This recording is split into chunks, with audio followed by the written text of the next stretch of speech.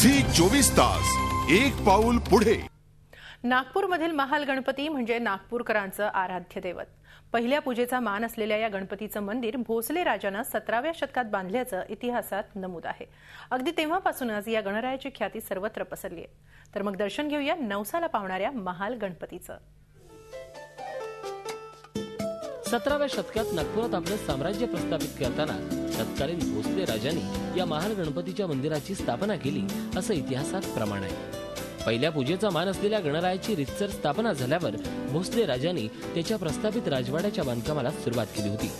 17व्या दशकापासून या गणपतीचा महिमा राज्यासोबत देशभरात पसरला।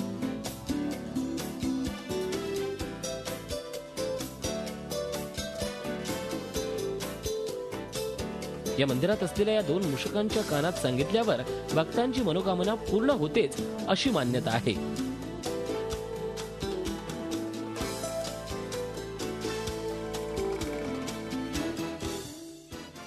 मनोकामना पूर्ण करणार देव आमचा जय सिद्धिविनायक। इच्छा पूर्ण होते असं म्हणतात, त्यामुळे गणपतीवर विश्वास ठेवून सगळेच मूषकाच्या कानात त्यांना म्हणतात की आपली इच्छा पूर्ण करा म्हणून, तर ते होतात नक्की।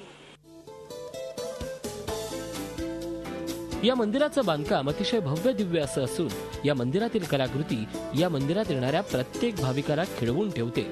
या मंदिराचं छत अष्टकोनी आहे। मी एकदा बाप्पांना मागितलं होतं, पूर्ण मनातून मागितलं होतं, ते पूर्ण केलं आहे आणि खरंच नवसाला पावणारा गणपती आहे आणि फार चांगला अनुभव आहे, माझा तरी चांगला अनुभव आहे। ऐतिहासिक महत्व असलेल्या या मंदिरात दर चतुर्थीला मोठ्या प्रमाणात उत्सव साजरा केला जातो। यावेळी या मंदिरात शेकडो भाविकांची गर्दी असते। हा गणपती नवसाला पावणारा असल्याची श्रद्धा इथे येणाऱ्या भाविकांची असल्यानं या ठिकाणी नवस करण्यासाठी भाविकांची गर्दी असते। झी 24 ताससाठी अखिलेश शळवे, नागपूर। झी 24 तास एक पाऊल पुढे।